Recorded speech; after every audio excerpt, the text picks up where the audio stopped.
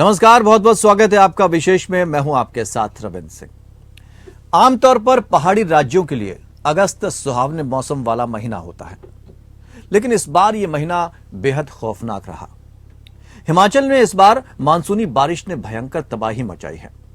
जुलाई में शुरू हुई बारिश ने पूरे प्रदेश में सब कुछ तहस नहस करके रख दिया है। सरकारी आंकड़ों की माने तो अभी तक प्रदेश में 12,000 करोड़ रुपए से ज्यादा का नुकसान हो चुका है। शिमला, कुल्लू, मंडी, मनाली, चंबा और कांगड़ा जिलों में भारी बारिश, भूस्खलन और बादल फटने से भयंकर तबाही मची।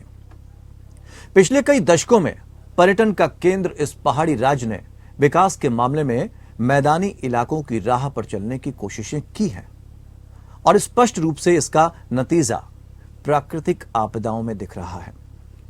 चाहे कमजोर पहाड़ों में 4 लेन हाईवे निकालना हो या हाइड्रो प्रोजेक्ट के लिए सुरंगें खोदना, इन सबसे पहाड़ और पत्थर हिलते हैं। दरअसल भारी, बेतरतीब और असुरक्षित निर्माण हर जगह हो रहा है और निर्माण का कचरा नदियों और उनकी शाखाओं तक पहुंच रहा है। इन सब ने मिलकर बारिश की तबाही को और भी बढ़ा दिया। साथ में शहरों में आबादी का बोझ भी बढ़ा दिया है। निर्माण बिना किसी योजना के हो रही है, अवैध खनन हो रहा है, पेड़ों की कटाई बेतहाशा हो रही है, पर्यावरण नियमों की खुलेआम अनदेखी हो रही है। इन सब का खामियाजा हिमाचल झेल रहा है। पहाड़ दरक रहे हैं, जमीन खिसक रही है, बादल फट रहे हैं और जान पर आफत आ गई है। आज के विशेष में हम हिमाचल में कुदरती कहर की कहानी बयां करेंगे और इस तबाही में इंसान कैसे जिम्मेदार है यह भी समझेंगे। हम उत्तराखंड त्रासदी को भी संदर्भ में रखकर विश्लेषण करेंगे। तो आइए शुरू करते हैं आज का विशेष, ढहता हिमाचल, दरकता उत्तराखंड।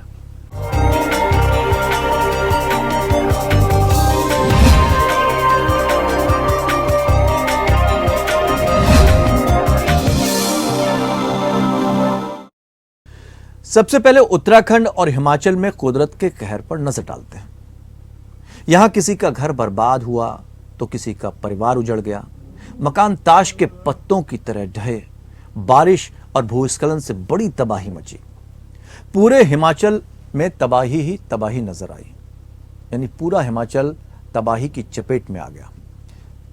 हर कोई हैरान है कि आखिर यह हो क्या रहा है।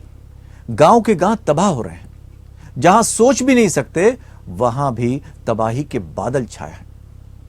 2,000 के लगभग घर पूरे तबाह, 9,000 के लगभग आंशिक तबाह हो गए।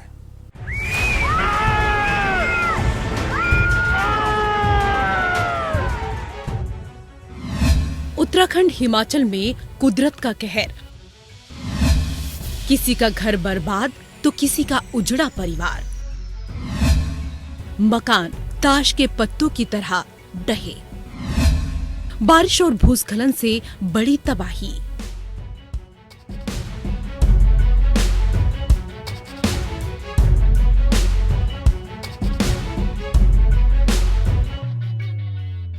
हिमाचल प्रदेश और उत्तराखंड में कुदरत का कहर ऐसा बरपा कि जान और माल दोनों ही मिट्टिया मेट हो गए। ये हालात बाढ़ और बारिश की वजह से हुए। यहाँ मकान ताश की पत्तों की तरह टूट रहे हैं। इन राज्यों में रहने वाले लोग खौफ के साए में हैं।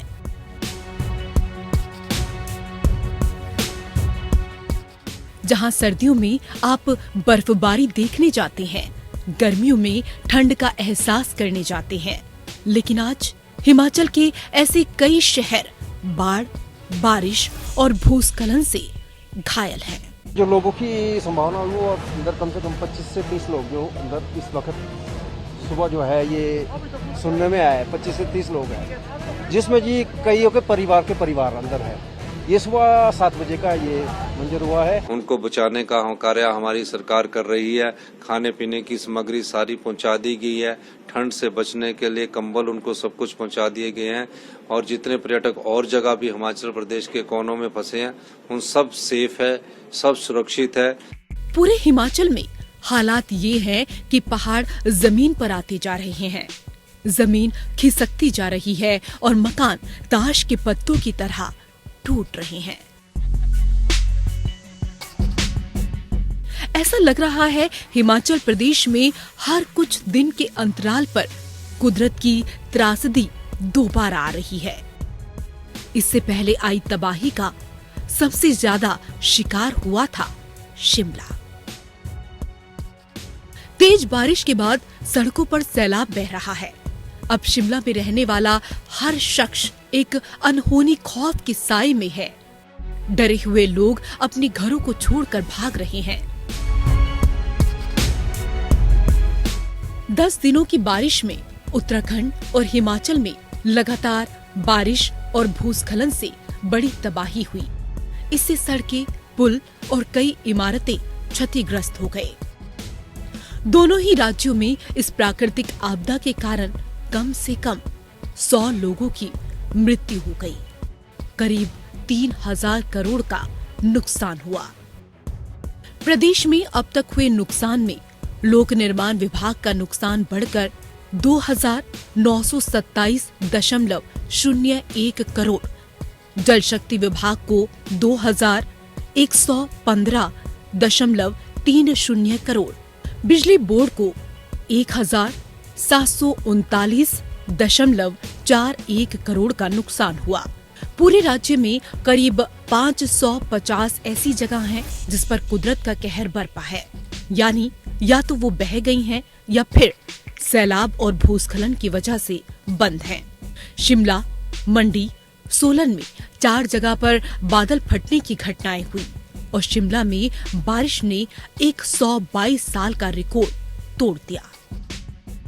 राहत के लिए हिमाचल प्रदेश राज्य आपदा प्रबंधन प्राधिकरण द्वारा 2019 से यूथ वॉलंटियर टास्क स्कीम का संचालन किया। स्कीम के तहत पूरे प्रदेश में 50,000 से अधिक स्वयं सेवकों को प्रशिक्षित करने का लक्ष्य रखा गया है, जिसके अंतर्गत अभी तक प्रदेश में 15,000 से अधिक स्वयं सेवकों को प्रशिक्षण दिया जा चुका है। ऐसे में उम्मीद है कि मुसीबत ज़दा लोगों को राहत मिलेगी, लेकिन वो कब तक साल दर साल कुदरत का कहर झेलते रहेंगे, ये बड़ा सवाल है।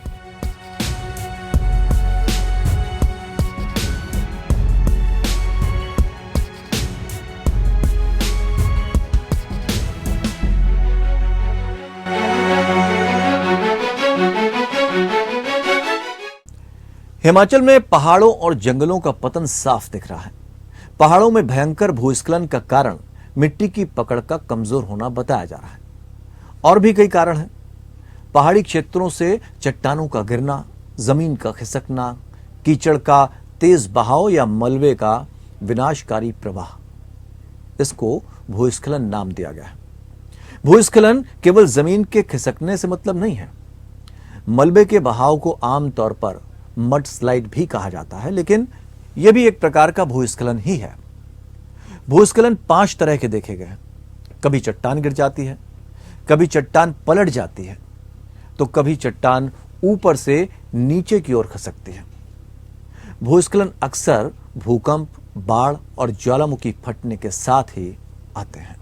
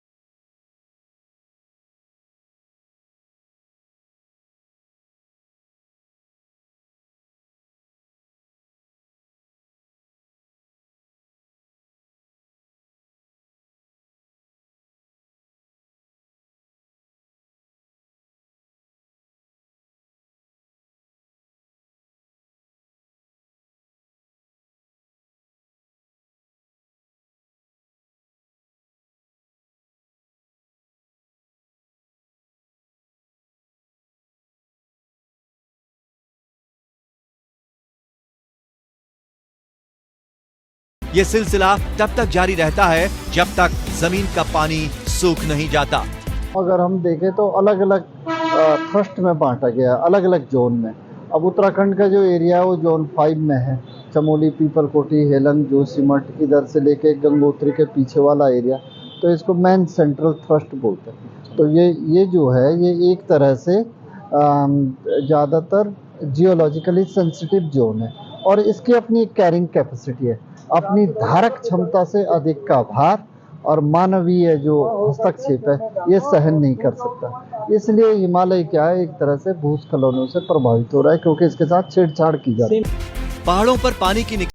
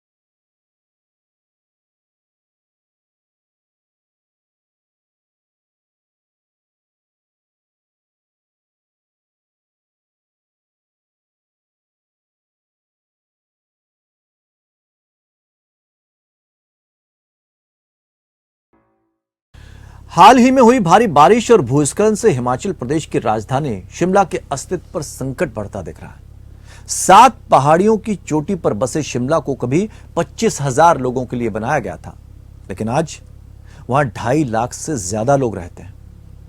यहां 35,000 से ज्यादा भवन हैं। पिछले वर्षों में शिमला की आबादी कई गुना बढ़ी है और पर्यटन सीजन में तो जनसंख्या और अधिक हो जाती है। यह कहानी सिर्फ शिमला की नहीं है। हिमाचल के कई शहर बढ़ती जनसंख्या की बोझ तले करा रहे हैं। आबादी कई गुना बढ़ गई है और पर्यटकों का इजाफा हो रहा है, लेकिन इंफ्रास्ट्रक्चर का विस्तार नहीं हुआ है। इससे जमीन पर बोझ बढ़ा, ऐसे में भूस्खलन का खतरा बढ़ा है।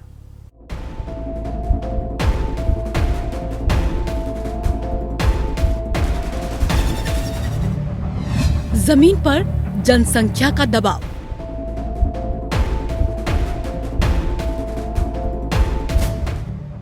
पहाड़ों पर इंसानों का कब्जा,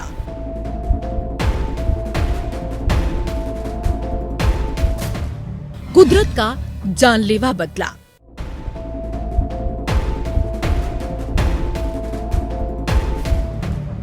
उजड़ गए शहर, बिखर गए बाशिंदे।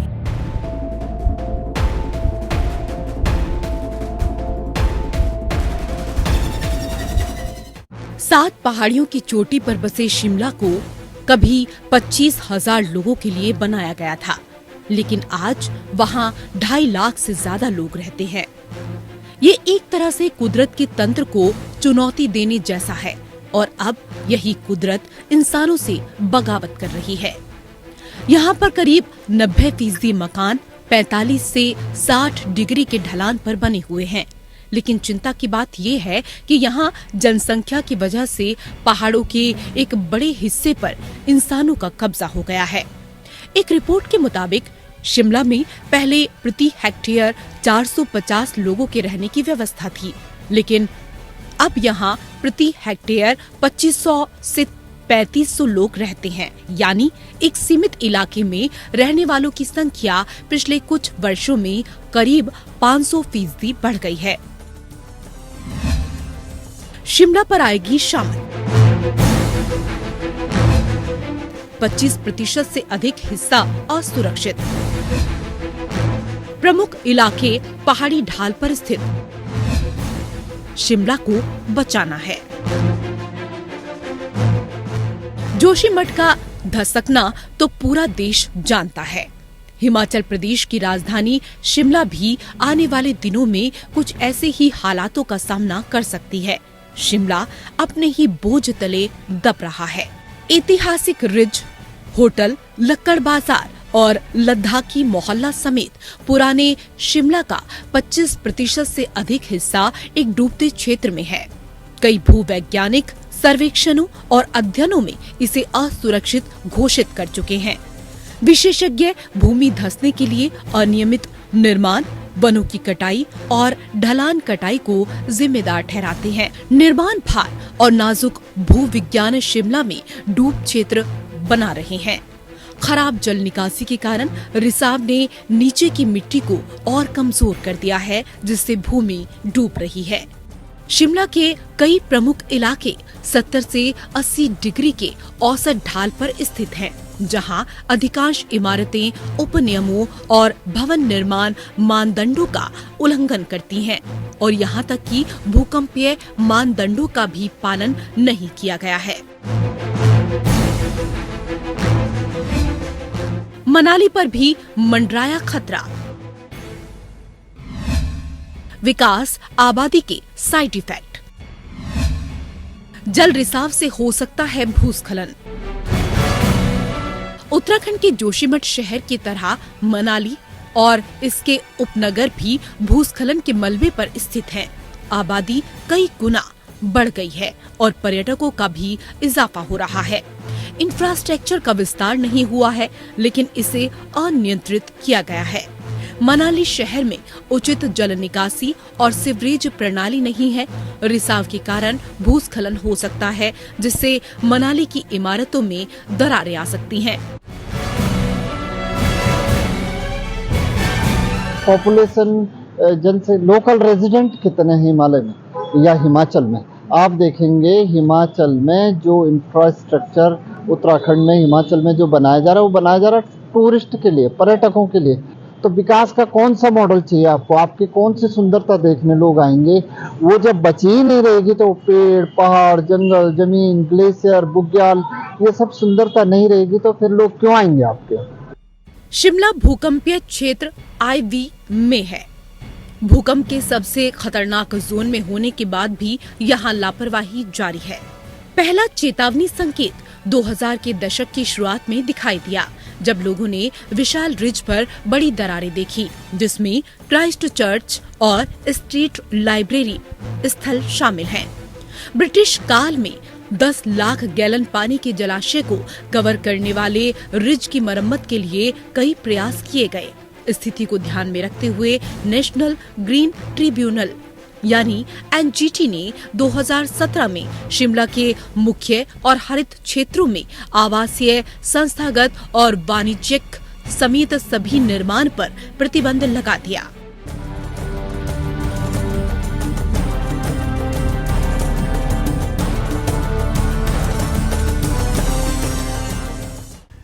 हम बात कर रहे हैं हिमाचल त्रासदी की। कंक्रीट के जंगलों में बदलते हिमाचल के शहरों में नियम कायदे ताक पर रख दिए गए हैं। प्रदेश के कई शहरों में क्षमता से ज्यादा आबादी है। 4 लेन और बिजली प्रोजेक्ट्स ने जिस तरह पहाड़ों को छलनी किया है, वो पूरी तरह से वैज्ञानिक और तकनीकी रूप से सही नहीं है। नदियों के किनारे 100 मीटर तक निर्माण नहीं हो सकता, लेकिन इस नियम का पालन नहीं हुआ और ना ही सरकार ने ध्यान दिया। जब नदियों ने रौद्र रूप दिखाया तो सैकड़ों बस्तियां बह गईं। वहीं शिमला में 14 प्रमुख इलाके 70-80 डिग्री के औसत ढाल पर स्थित हैं, जहां अधिकांश इमारतें उप नियमों और भवन निर्माण मानदंडों का उल्लंघन करती हैं। ऐसे अनेक उदाहरण हैं जो साफ बताते हैं कि विनाश लीला अभी खत्म नहीं हुई है, खतरा अभी भी बना हुआ है।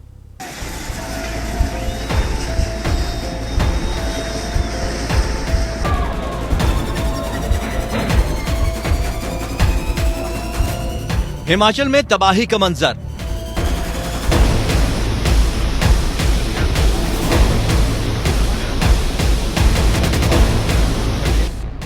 शहरों में नियम कायदे ताक पर।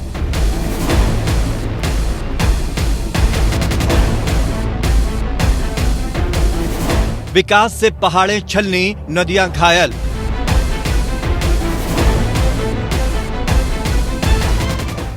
प्रकृति ने दिखाया रौद्र रूप।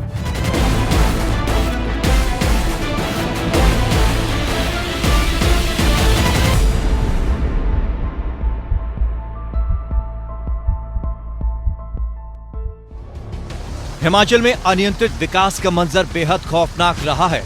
मानसून और पश्चिमी विक्षोभ दोनों वेदर सिस्टम ने मिलकर इतनी बारिश करा दी है कि हिमाचल में तबाही देखने को मिली। तेज बारिश हुई तो ब्यास नदी, पार्वती नदी और रावी नदी, हिमाचल से होकर गुजरने वाली इन 3 नदियों में बड़ा उफान देखने को मिला और ऐसा कोई पहली बार नहीं है। पहले भी जब हल्की या तेज बारिश हुई तो ये नदियां उफान में लोगों को बहाने लगी। नेशनल ग्रीन ट्रिब्यूनल के मुताबिक नदी के तट से 25 मीटर दूरी तक निर्माण कार्य पर रोक लगाई गई है, लेकिन हकीकत ये है कि नदी के किनारों तक अवैध निर्माण होने दिया गया। नतीजा ये रहा कि नदियों के एकदम पास बने घर सैलाब में बह गए। मनाली से मंडी तक नियमों को ताक पर रखकर पिछले कुछ वर्षों में नदी तट किनारे बहुमंजिला घरों और व्यावसायिक परिसरों का निर्माण कार्य होता चला गया। इससे नदी का फैलाव कम हुआ। तट सिकुड़ने से थोड़ा सा जलस्तर बढ़ने पर ब्यास नदी ने तबाही मचा दी। नियम कहता है कि अवैध खनन नहीं होना चाहिए। हकीकत ये है कि ब्यास, रावी, पार्वती नदी में अवैध खनन होता रहा। नतीजतन किनारे तोड़कर कटाव बढ़ने लगता है। मनाली के पास हाईवे की सड़क के ऐसे हिस्से इसीलिए गिरते हैं क्योंकि जिन नदियों को नागरिक पूजते हैं उन्हीं नदियों का अवैध खनन होने दिया जाता है। नियम कहता है निर्माण कार्य के दौरान मलबा सुरक्षित जगह डाला जाएगा। हकीकत ये है कि कई निर्माण का मलबा नदियों में ही डाल दिया गया। नतीजतन तट सिकुड़ने से कभी भी तेज बारिश होने पर बाढ़ आती है। जब ऐसे और भी तमाम कारणों को सरकारें नजरअंदाज करती आ रही हों, तो आपदा के बाद सिर्फ प्राकृतिक बताकर पल्ला झाड़ देना तो पर्याप्त नहीं होगा। सबसे बड़ा उल्लंघन तो हिमाचल में ये हो रहा है कि बड़े पैमाने पर फलों के उत्पादन के लिए एकड़ के एकड़ जंगल साफ करके उन पर सेब के बगीचे लगा दिए, उस पर अन्य फलों के बगीचे लगा दिए। एक तो इसका प्रभाव ग्लोबली क्लाइमेट चेंज और वहाँ के लोकल क्लाइमेटिक जोन पर पड़ा।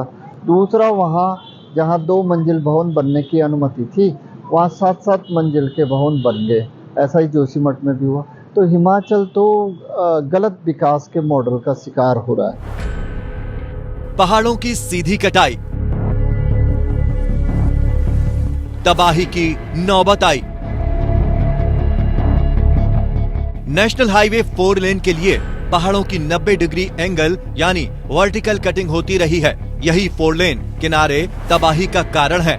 वर्टिकल कटिंग से बचना हो तो इसके लिए ज्यादा जमीन जरूरी होती है। जितनी जमीन जरूरी होती है उतनी का अधिग्रहण नहीं किया जाता। पर्याप्त जमीन नहीं मिलने और पैसा बचाने के लिए अंधाधुंध कटान जारी है। अवैज्ञानिक और अंधाधुंध निर्माण जान पर पड़े भारी। बेतरतीब निर्माण से शहर कंक्रीट के जंगल में बदल गया। नदी नालों के किनारे बेहिसाब आबादी बस गई। पहाड़ों को काटकर बहुमंजिला भवन खड़े कर दिए गए हैं। शहरों में क्षमता से अधिक घर बना दिए गए। बिना जांच किए कच्ची मिट्टी पर निर्माण हो रहा है। बड़ी कंपनियां छोटे छोटे कार्य अनुभवहीन ठेकेदारों को देती हैं, जिन्हें ज्यादा जानकारी नहीं होती। पेड़ों का अंधाधुंध कटान, कैसे रुकेंगे नदियों के उफान? अंधाधुंध पेड़ कटान भी आपदा का बड़ा कारण है। सड़कों और इमारतों के निर्माण के लिए हुआ कटान भी तबाही लेकर आया है। नदियों में बहकर आए पेड़ इसके सबूत दे रहे हैं। अवैध खनन से नदियां बेहाल। अब नदियां मांग रही हैं हिसाब। सड़कों और नदी नालों के किनारे मलबा अवैध रूप से डंप हो रहा है। मलबा नदियों में फेंका जा रहा है। ब्यास में माइनिंग ना होने से रिवर बेड फैल रहा है। बाकी जगह गड्ढों और नालों में तय मानकों से अधिक अवैध रूप से खनन हो रहा है।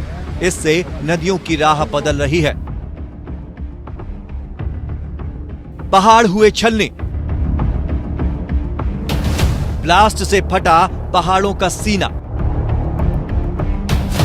बिजली प्रोजेक्ट लगाने के लिए पहाड़ों को छलनी किया जाता रहा है। नदियों का पानी टनलों से गुजारा जा रहा है। टनल के लिए अत्यधिक ब्लास्टिंग से पहाड़ हिल रहे हैं। ड्रेनेज सिस्टम ध्वस्त, बारिश के पानी से मकान जमींदोज। कंक्रीट के जंगल तो बना दिए गए, लेकिन ड्रेनेज सिस्टम विकसित नहीं किया गया। ज्यादा बारिश होने पर पानी को जहां से राह मिली, बहाव तेज होता गया और मकान के मकान ढह गए। हाईवे किनारे भी नालियों की सफाई बरसात से पहले नहीं होती। ग्लोबल वार्मिंग का कहर,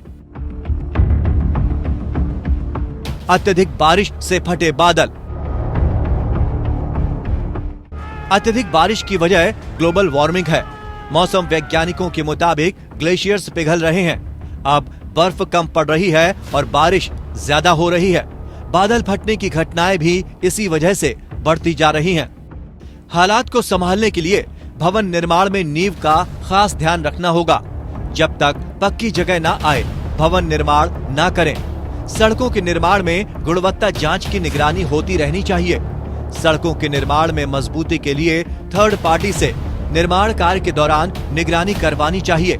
नदियों के किनारे भवन निर्माण, बहुमंजिला भवन निर्माण, जमीन की क्षमता से अधिक भवनों के निर्माण पर तुरंत रोक लगनी चाहिए। हिमाचल में 4 लेन की आवश्यकता नहीं, टिकाऊ 2 लेन बने। भूस्खलन को रोकने के लिए जंगलों का दायरा बढ़ाना होगा।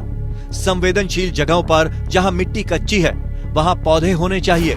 नदी नालों के किनारे अब तक बने मकानों की सुरक्षा के लिए तटीकरण हो और नए घरों के निर्माण पर प्रतिबंध होना चाहिए।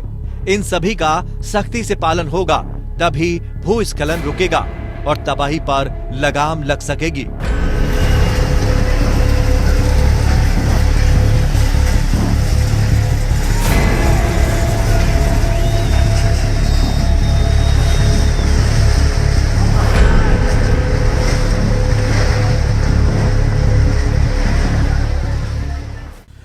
हिमाचल में इस बार मानसून ने किस कदर तबाही मचाई है, वो इस बात से साफ है कि पिछले 5 सालों के कुल नुकसान से ज्यादा 1873 करोड़ मूल्य से अधिक की संपत्ति बर्बाद हो गई।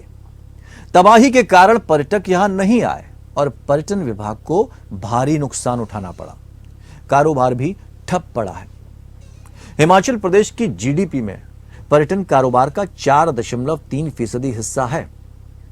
हिमाचल प्रदेश के लाखों लोगों का रोजगार पर्यटन कारोबार पर निर्भर करता है। बीते दिनों प्रदेश में ब्यास नदी में आई बाढ़ और भारी बारिश से पर्यटन कारोबार को बहुत नुकसान हुआ। पेश है एक रिपोर्ट।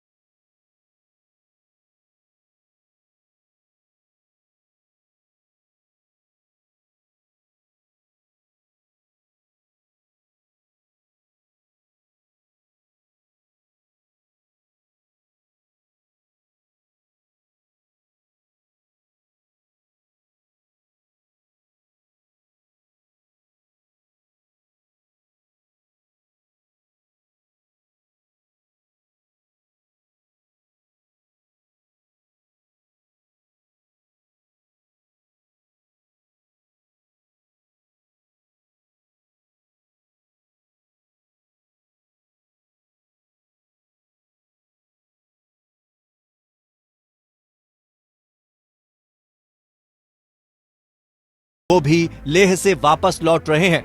घरेलू पर्यटक पहाड़ों पर जाने से बच रहे हैं। जुलाई और अगस्त में होटलों में डिस्काउंट के चलते वीकेंड पर शिमला, कसौली और चायल के होटलों में 70 से 80% कमरे बुक रहते थे। हफ्ते के अन्य दिनों में भी 40 से 45% कमरों की बुकिंग रहती थी। 14 जून से जो मूसलाधार बारिश हुई उसकी वजह से जितना हमारा यहाँ पे टूरिस्ट था, नया टूरिस्ट तो आने का ही नहीं है। जो पुराने लोग फंसे हुए थे टूरिस्ट सीजन था तब तो फंसे हुए थे लोग, लेकिन ऐसा लैंडस्लाइडिंग हुआ, बादल फटे, सिर्फ वही लोग थे। नया टूरिस्ट तो कोई आ ही नहीं रहा है। वो काफ़ी समय बहुत मुश्किलात से उनको जूझना पड़ा। वो सब भी अब निकल गए हैं और अब इस समय टूरिस्ट इंडस्ट्री जो है, जो हमारी टूरिज्म इंडस्ट्री है, बिल्कुल तबाह होने के कगार पर है। लेकिन इस साल प्राकृतिक आपदा के बाद कमरे खाली पड़े हैं और होटल कारोबारियों ने स्टाफ छुट्टी पर भेज दिया है। मंदिर में इतना टूरिस्ट श्रद्धालु लोग आते थे माता के दर्शन करने, इस टाइम कोई भी नहीं आ रहा है, जिसके कारण हमारे कारोबारी के मतलब कि दर्शन करने जो आता था वो हम लोगों से भी सामान शॉपिंग वगैरह करते थे। तो इस टाइम कोई लोग नहीं आ रहे हैं यहाँ पे और मार्केट भी डाउन है। और यहाँ पे जो सड़कें वगैरह की तबाही हुई है, बादल फटे हैं जैसे मनाली वाली साइड, तो कुछ लोग वो देख के भी डर गए। तो जो बाहरी राज्यों से आने वाले लोग थे वो बिल्कुल आना बंद हो गए। बादल फटे, बहुत नुकसान हुआ इस बार हिमाचल में। जाने वाले यात्री कम हो गए, हजारों का काम नहीं है। मंदिर में हम बैठे हुए, रोज इतने श्रद्धालु आते थे, हजारों की संख्या में आते थे। इतना आपदा हुआ हिमाचल में, इतना नुकसान हुआ। पर्यटन स्थलों पर सैलानियों के न आने से travel agents, taxi operators, guide, photographer और घोड़ा संचालकों का रोजगार बंद हो गया है। क्षतिग्रस्त सड़कों और बारिश संबंधी घटनाओं ने घरेलू और अंतर्राष्ट्रीय पर्यटकों को हिमाचल की अपनी यात्राएं रद्द करने के लिए मजबूर कर दिया है। इस बीच स्थानीय प्रशासन ने पर्यटकों को सलाह दी है कि फिलहाल गैर आवश्यक यात्रा से बचें। इससे पहले जुलाई में हिमाचल प्रदेश सरकार ने कुल्लू मनाली, लाहौल और स्पीति और किन्नौर जिलों से लगभग 70,000 फंसे हुए पर्यटकों को बचाया था। हिमाचल प्रदेश में 24 जून को मानसून की शुरुआत के बाद से 12 अगस्त तक पहाड़ी राज्य को 6,807 करोड़ रुपए का नुकसान हुआ है। बारिश से संबंधित घटनाओं और सड़क दुर्घटनाओं में 255 से ज्यादा लोगों की मौत हो चुकी है।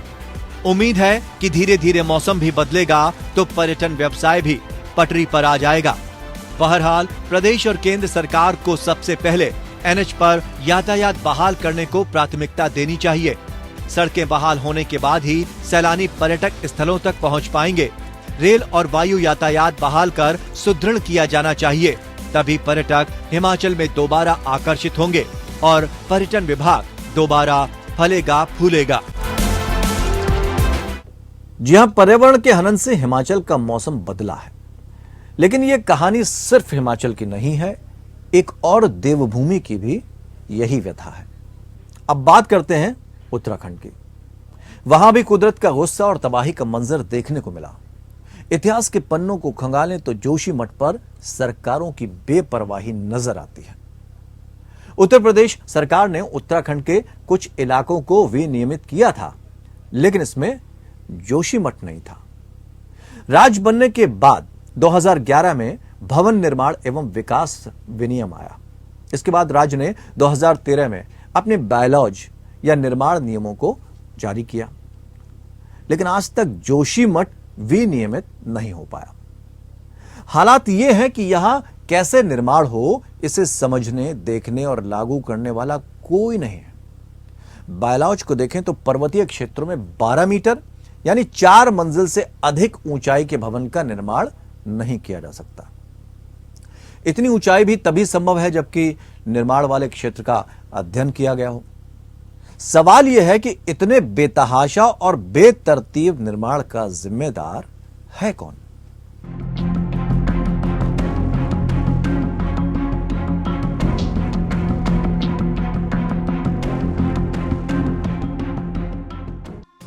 उत्तराखंड के पहाड़ खंड खंड कर दिए गए हैं। इंसानों ने अपने लालच में देवभूमि को छलनी कर दिया। सड़क सुरंग बनाने के लिए पहाड़ों का बेहिसाब दोहन किया जा रहा है, लेकिन शायद ये पहाड़ इंसानों के लालच को और बर्दाश्त करने की मूड में नहीं है। तभी तो आए दिन उत्तराखंड से लैंडस्लाइड्स और हिमस्खलन की खबरें आ रही हैं।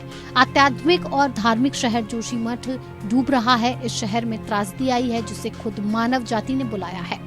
ऐसा सेटलमेंट जोन है तो एक रिस्क तो उससे जुड़ी रहती है, पर प्रशासन उसमें प्रयासरत रहेगा कि जैसी भी आवश्यकता होगी, क्योंकि क्या स्थिति होगी कहना अभी से बड़ा मुश्किल है, पर यदि कोई परेशानी आएगी तो उसमें वैकल्पिक व्यवस्था की। जोशीमठ अकेला शहर नहीं है जो डूबने की कगार पर है। जोशीमठ के अलावा उत्तराखंड के कई और शहरों पर खतरे की घंटी बज रही है। पौड़ी, बागेश्वर, रुद्रप्रयाग, उत्तरकाशी, टिहरी और गढ़वाल का भी यही हश्र हो सकता है, जहां के लोगों को जोशीमठ जैसे हालातों का डर बना हुआ है। विशेषज्ञों का कहना है कि उत्तरकाशी, नैनीताल पर भी डूबने का खतरा है। विशेषज्ञों ने चेतावनी दी है कि ये कोई अकेली घटना नहीं है। जोशीमठ की तरह हिमालय की तलहटी में कई अन्य कस्बों में भूधसाव का खतरा है। आप देखेंगे कर्णप्रयाग में जो नगर पालिका के नीचे वाला क्षेत्र है, वहाँ भी 50 घरों में दरार आई है। नैनीताल लेक का जो आउटलेट है, जहाँ से वो पानी बाहर निकलता है, उस एरिया में भी सिंक हो रहा है। इसके अलावा नंदप्रयाग में जो नंदप्रयाग और नंदाकिनी का जो संगम वाला क्षेत्र है, वो भी सिंक हो रहा है। कर्णप्रयाग में शक्ति नगर वाला एरिया, गौचर में जिसको बोलते हैं हवाई पट्टी के, जब हम हवाई पट्टी पे फेस करते हैं तो राइट हैंड साइड में नीचे जहाँ धान के खेत है वो भी एक्टिव हो गया। मतलब आपको पता है ये सेंसिटिव है, आप वहाँ टनल बना रहे। विकास तो जरूरी है ना, तो विकास किसके लिए? पहाड़ आप बोल रहे पर्यटन बनेगा, तीर्थाटन होगा। जब तीर्थ स्थल और पर्यटन स्थल रहेंगे ही नहीं, फिर वहाँ देखने कौन जाएगा? क्या आपदा को देखने लोग जाएंगे? तो मेरे को ये लगता है कि अनावश्यक रूप से बिना कैरिंग कैपेसिटी, जैसे कि माननीय मुख्यमंत्री ने भी अभी कहा कि सारे हिमालयी टाउन की कैरिंग कैपेसिटी होगी उत्तराखंड में। हो सकता है अन्य हिमालयी राज्य भी ऐसा करेंगे, लेकिन मुझे ये लगता है कि ये प्रकृति से छेड़छाड़ का नतीजा है। स्टडी के मुताबिक नैनीताल के साथ साथ उत्तरकाशी और चंपावत में हालात तेजी से खराब हो रहे हैं। ये सभी क्षेत्र सिस्मिक जोन में आते हैं और अति संवेदनशील हैं। मतलब इन जगहों पर भूकंप आने का खतरा बहुत ज्यादा रहता है। सिस्मिक जोन 5 के तहत उत्तराखंड के 5 जिले रुद्रप्रयाग, बागेश्वर, पिथौरागढ़, चमोली और उत्तरकाशी आते हैं। नैनीताल जोन 4 में आता है, वहीं टिहरी और देहरादून दोनों ही जोन के तहत आते हैं। कुल मिलाकर पूरा का पूरा उत्तराखंड ही जमीन के धंसने दरकने की आशंकाओं के बीच बना बसा है, अगर ध्यान न दिया जाए। जोशीमठ की तरह नैनीताल भी निर्माण के अनियंत्रित प्रवाह के साथ पर्यटन के भारी मुकाबलों का अनुभव कर रहा है। ये शहर कुमाऊं लघु हिमालय में स्थित है और 2016 की एक रिपोर्ट बताती है कि टाउनशिप का आधा क्षेत्र भूस्खलन से उत्पन्न मलबे से ढका हुआ है। भूधसाव सबसे बड़े अनदेखे पर्यावरणीय परिणामों में से एक है, क्योंकि स्थानीय क्षेत्र के भूविज्ञान की परवाह किए बिना अंधाधुंध कंस्ट्रक्शन किया गया। जोशीमठ में कई पावर प्लांट लगाए जा रहे हैं, शहर के नीचे सुरंग बनाई जा रही है और इसके लिए कई ब्लास्ट भी किए गए हैं। जोशीमठ बद्रीनाथ, हेमकुंड साहिब और शंकराचार्य मंदिर की ओर जाने वाले पर्यटकों का केंद्र है। इसके मद्देनजर बड़े पैमाने पर इंफ्रास्ट्रक्चर डेवलपमेंट का काम हुआ।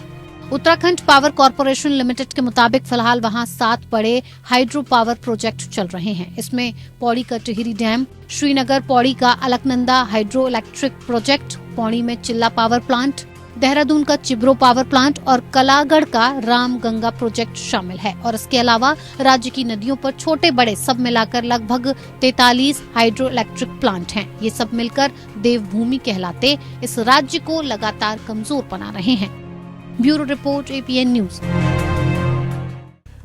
उत्तराखंड के भूस्खलन ने एक बार फिर तबाही की पुरानी यादें ताजा कर दी हैं। जब जोशीमठ धंसा था तो सवाल ये उठे थे कि और कितने जोशीमठ। जोशीमठ भूधसाओं से सबक लेते हुए उत्तराखंड सरकार ने प्रदेश के सभी पर्वतीय शहरों का वैज्ञानिक और तकनीकी सर्वेक्षण कराने का निर्णय लिया। मुख्यमंत्री पुष्कर सिंह धामी के मुताबिक जिन शहरों की भार वहन क्षमता अधिक पाई जाएगी उसमें निर्माण पर रोक लगाई जाएगी। उत्तराखंड के कई गांव दरारों के दर्द से कराह रहे हैं। जोशीमठ की ही तरह केदारनाथ भी जोशीमठ की तरह ग्लेशियर और भूस्खलन के भारी मलबे के ऊपर स्थापित है। ऋषिकेश से कुछ दूर कर्णप्रयाग, रुद्रप्रयाग, नैनीताल, उत्तरकाशी भी बड़ी दरारों से अछूते नहीं रह गए। इन सभी जगहों की स्थिति भी डर है, आने वाले दिनों में जोशीमठ जैसी ना हो जाए। जोशीमठ की जो घटना हमारे सामने आई है वो निश्चित तौर पर हमें भविष्य के लिए सचेत कर रही है।